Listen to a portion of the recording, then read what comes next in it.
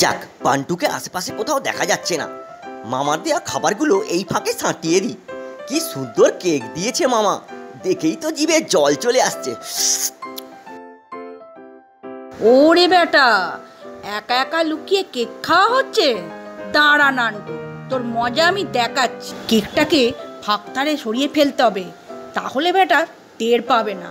ঝোপ বুঝে কোপ মেরে দিয়েছি, কেকটা হাতে চলে এসছে। এবার দৌড়ে পালাতে হবে। ওহ কি মজা, টের পাইনি নান্টু কখন কেকটা হাতিয়ে নিয়েছি। আহ, চকলেট কেক। আশেপাশে নান্টুটা নেই, এই ফাঁকে কেকটা পেটে চালান করে দিই। ওরে বেটা, আমার কেকটা লুকিয়ে লুকিয়ে খেয়ে নিলি? দাঁড়া, তোর মজা বার করছি। যাক, এই মিষ্টিগুলো মামা পাঠিয়েছে আমার জন্য, সময় নষ্ট করলে চলবে না, এক্ষুনি গিয়েই খেয়ে ফেলতে হবে।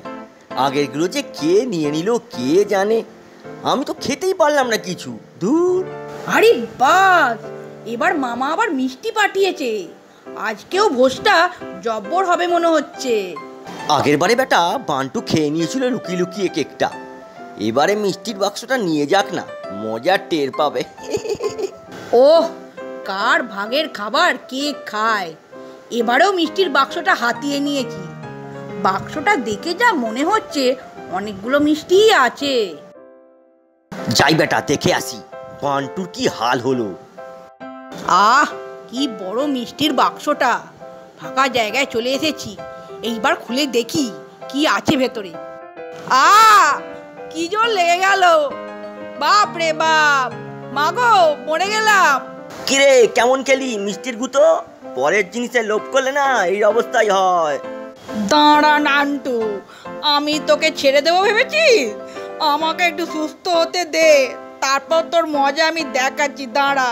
তো বন্ধুরা, কেমন লাগলো ভিডিওটা? যদি ভালো লাগে তাহলে অবশ্যই কমেন্ট করে জানাবে।